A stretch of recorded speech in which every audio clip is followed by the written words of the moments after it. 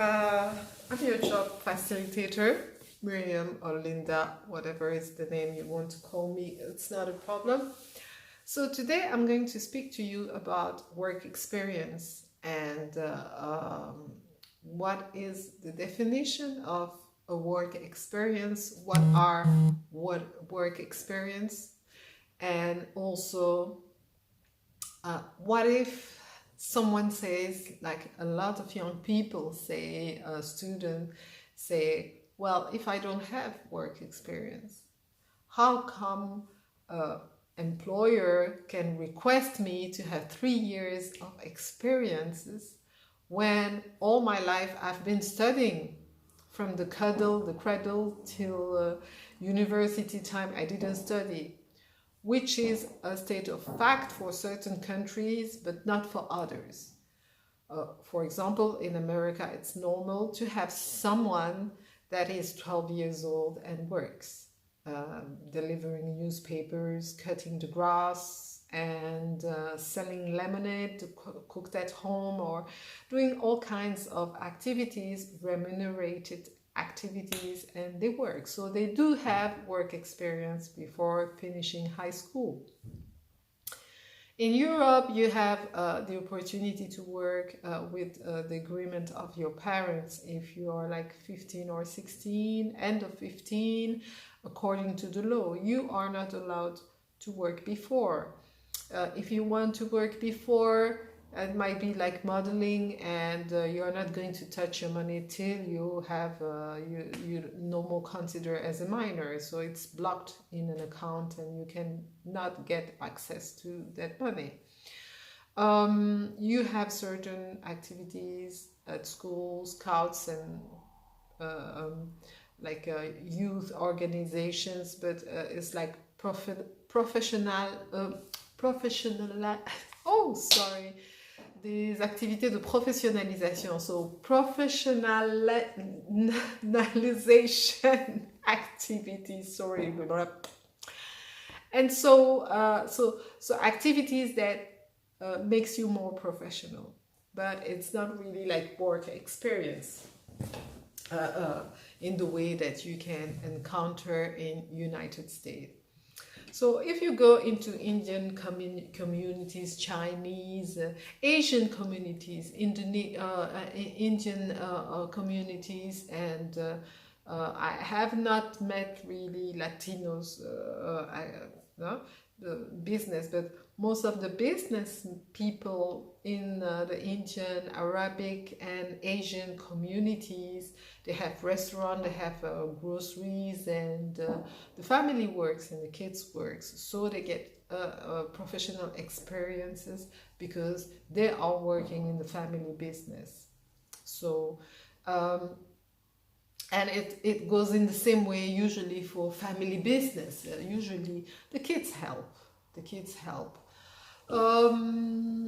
Now in Africa, you have like very poor people that are obliged to put their children to labor, to work because of the situation. It can be in India, it can be in Africa, it can be in other parts of Asia or Latin America. So you have child labor, which is not authorized and shouldn't be agreed, and you have big brands that make children work, and they say, oh, it's subcontractor and stuff like that. But you have the middle class, for example, in Africa, and the high class, which where you see that the mentality is not to bring children to work while they are studying. For example, in Congo, they would say, well, I'm paying your studies and I'm paying you to succeed at school. I don't want you to be working. I want my marks. And very much, for example, Cameroon, Nigeria, the parents are really giving high standards for kids to bring back bachelor degrees, masters, and doctorate, and PhDs, and so on. And I don't know really in the African English countries, but in the French-speaking countries and Congo, you would see parents not tending, the richer they are, and not tending to even imagine their kids working while they are studying. And sometimes it's like, I'm sending you money, I'm sending you everything, why do you work? So and middle class also, the kids are like, when you say kids, when you say like a mom and a dad are going to say my kid, my kid, my kid, and you think when you speak with parents, for example in Congo, that those kids are 7 years old, that they are 10 years old, that in fact they're speaking about their kids, the 25, 30 years old, you see. So the mindset is not the same. And what happened is that, except if the child, the student has a problem when he's studying abroad or is working, hiding to the parents, it can happen that the parents say, I didn't send you there to start working, you know. So because they have the opportunity to pay much more, and voila. But certain parents in Africa also think it's really important to work, and they give opportunities, and I think perhaps in Nigeria, other English countries, and this is why I would like you to subscribe if you're an English speaker and you are in Africa, because the more I'm in contact as a job facilitator with people that I have to facilitate to work, and the more I learn about their community, their mentality, and the way people think about the work, studies, training, building a business, and I can facilitate other people, you see. So you can put some information about that perhaps, and say how it is in English African countries. But like in Congo, it happened that parents say, I pay for your studies and you don't have to work, and that they would be shameful. I remember someone telling me that the first job that he had when he was in the United States was in a fast food company, and he was asked to clean the toilet. So he got the brush and cleaned the toilet, and he said, in all my life I didn't have that. I had people that drive the car, cook for me, do my clothes, do the and I arrived there, and I'm like, I have to clean only the toilets. It smells, and it's like this, and it's like that, and he had a head and till down, but he did it, and he worked, and today he's a professional years after, and it's a good way to laugh and say, well, we start somewhere. So the thing is, firstly, the mentality about work experience. So it's difficult for an African to have work experience, you might think. But what happened is that most of the people that I meet don't know really what is a work experience. And this is why you have to have the knowledge. Some people don't know what is a work experience, for example, or have a misinformation about what is a work experience. For example, in Congo, most of the people think that if you do a resume, you have only to put your work experience in the office. So that means that if you don't have a work experience in the office, you don't have an experience, and you don't put it in a professional experience, so you don't put it in the resume. When a recruiter tells you that you have to have a work experience, it doesn't mean a work experience in the office. It means a work experience, whether it is in the office, in the toilet, in the fields, whether it is in the sea, whether it is somewhere, but it's a work experience. And the problem is that, for example, in Congo, you will have millions of people that are going to make a resume without experience, because the experience they have is not in an office. Other people wouldn't write the work experience they have in a family business, because They think that I was not paid, and so voila. They don't put their work experience when someone else is going to put in the resume that I've been working for so many times. This is my field. I'm a professional. I was born in a family that have expertise about restaurant, clothes and stuff like that, you see. So the problem is the knowledge, the misinformation. And so today we are going to discover what is a work experience. The first work experience that we can encounter when we are students at university, and some people that are on high school technical field, is the academic internship. I don't know if it's the right term, but it's a period of time that you have to do. You are supervised by the school. You have to do it. I mean, to get your degree, you have to pass your exam. You have to do like a memoir or a special work, essay, and then you have to have a professional. A work experience for perhaps 1 month or 2 months, and it depends on the qualification you have. It's like doctors, they start at the second year, and if they have 7 years, for example, in Belgium or in Congo, they should have like a work experience every year in a hospital, 1 month or 2, you see. So this is the academic work experience, is the academic internship. You have the professional internship. In French we say stage professionnel, and it's an internship that can take 6 months or 1 year in a company, and in fact you are occupying a position that could be paid, but in Africa it happens that you are not paid 6 months or 1 year.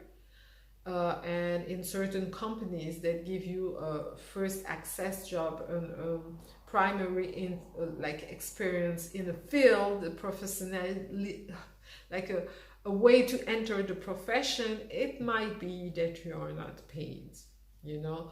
You might have like transportation fees and stuff like that, but you might not have a salary.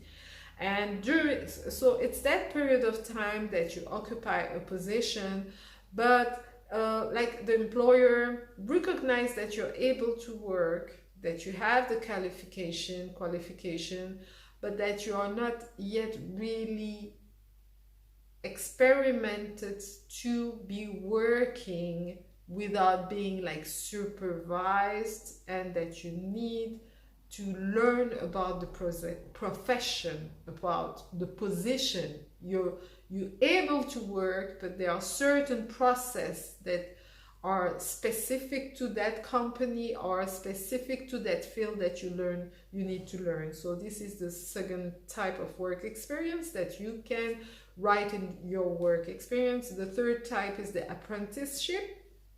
Apprenticeship is like, you don't want to continue study in the normal way that you used to study, and you want to learn, you want to work and learn a profession, you know.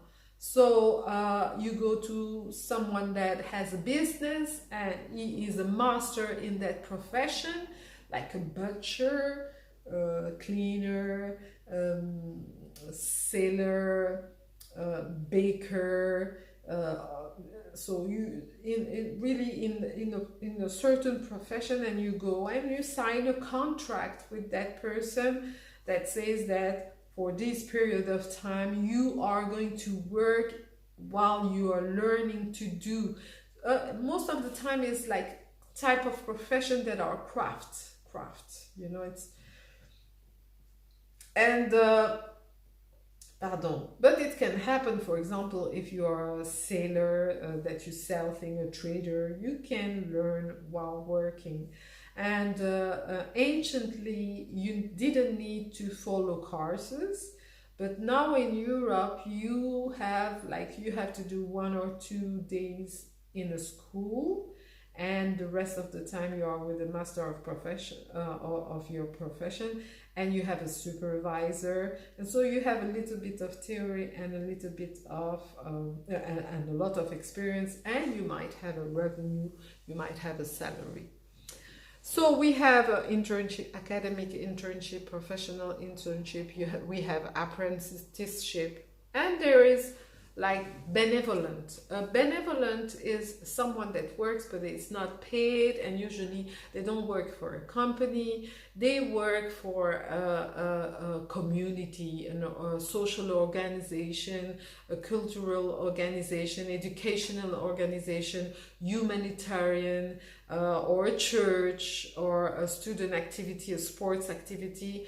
And so you have you might not have a contract. Most of the time you don't have a contract, but you can be contracted benevolent, but you're not paid.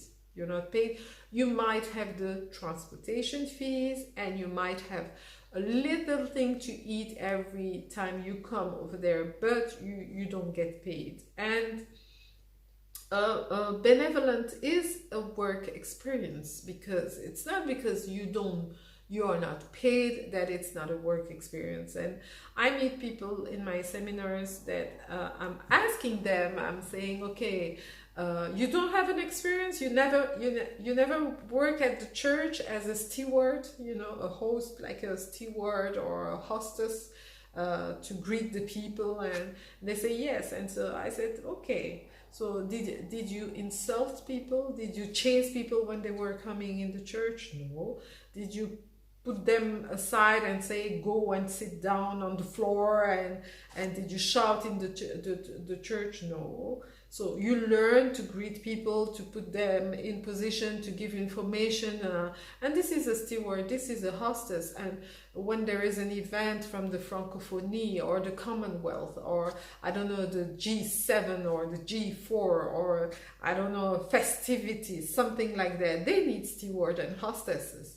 And so you do the same thing than those people, but you are not paid. So you get professionalized through the church, you get professionalized through this association. So it's a work experience. You just have to put benevolent, like a benevolent hostess, a steward, protocol, and things like that. So you have the volunteer. The volunteer is someone that most of the time has an expertise, but it's like a contract. You have a contract and you work in your expertise, or you work at doing something that you can do. Well, it's your expertise. You might be paid more than what you were used to be paid, because you're volunteer to take a risk in somewhere in the world, and usually it's an international organization where you're volunteer. And you might be paid less than what you could earn. For example, if you have our Nobel Prize, Dr. Mukwege, let's say that he was like an aesthetic doctor, surgeon in Hollywood, and he was earning I don't know how much, and an organization, let's say it's Pansy organization, says, okay, do you want to be a volunteer in DRC? Okay, but he's going to be paid but less than what he could be paid if he was working as a aesthetic surgeon in Hollywood. So volunteering might be that you're much more paid, like those who work for the national like the UNO. You have a lot of Pakistanis, and they are like drivers, but in their country perhaps a driver get $10 or euro per month, and when it comes, for example, in DRC through the MONUSCO, is going to be paid $700 a month, you see, so, or $300 a month, so which is quite and plus you have like your rent is paid and blah blah. So we spoke about the academic internship, the professional internship, the apprenticeship, the benevolent. We spoke about volunteering, and then you have the job. And you have the job in the office, the job in the street, the job in the field, the job in the water, the job. Any job that you have is a job. And most of the people would say, I don't put that experience in my resume because I was working for my auntie in the little restaurant in the corner of the street, the Malewa as we call them in Congo, or you know, this environment music little restaurant that you can see somewhere. And they say, I don't put it because I was not paid and I'm working for my auntie or my uncle, you know, with the taxi and stuff like that. But it's a work experience. If you were not working for your auntie or your uncle, they would be obliged to pay someone. And most of the time you help them because you live in their house and you eat the food. If you didn't help, he wouldn't be able to make you eat and perhaps be in the room, in the house. So it's a work experience. Oh, how am I going to put that work experience? Well, if the Malewa has a name, chez Mama Sophie, at Mama Sophie restaurant or Malewa, so you just put that and you just say I was a waitress over there. So and the last work experience is entrepreneurship. Most of the braiders don't write in their resume that they are independent braider. You have like aesthetic people like in Congo. It's the man that goes around the houses with the how do you say, you know, the things that you put on the nails, nail polish, and it's the man that goes around and they have like a click, click, click, click, and everybody knows that, oh, we have to go out, this man can do my nails, and they call them and he goes in the house and he do your nails. And this is entrepreneurship, this is creating your own job, and this is a work experience. So voila, it's a way to understand that some people say they don't have a work experience, but in fact they have, and they don't have a good resume. The resume is not full, it doesn't represent themselves because they don't take the opportunity to get informed about what is a work experience. And so they don't write it in the resume, and so they miss opportunities because they don't have the knowledge about the language of employment. Thank you for following me. I hope you will follow me next time. Don't forget to subscribe and to like, and I hope you liked it really well. Be blessed.